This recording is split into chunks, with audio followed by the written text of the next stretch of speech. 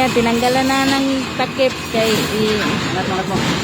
idugtong dyan sa cooker. Ayan. Yan, kailangan mapantay yan siya sa threaded yung pagdugtong dyan sa cooker dyan sa bakal yung pagpasok. Tapos iikutin nila ng ikutin pag masikip na siya sa threaded, tsaka pa siya gamitan ng yabi tubo. Ayan, ganyan siya, oh. Gagamitan siya ng yabi tubo para masagad yung threaded niya sa cooker. Ayan,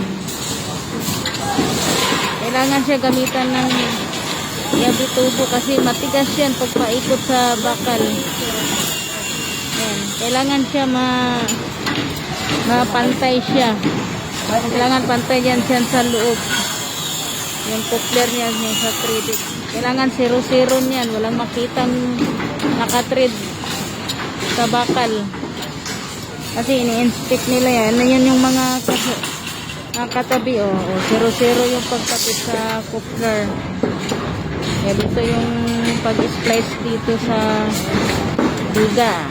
Coupler ang gamit nila. Splicing.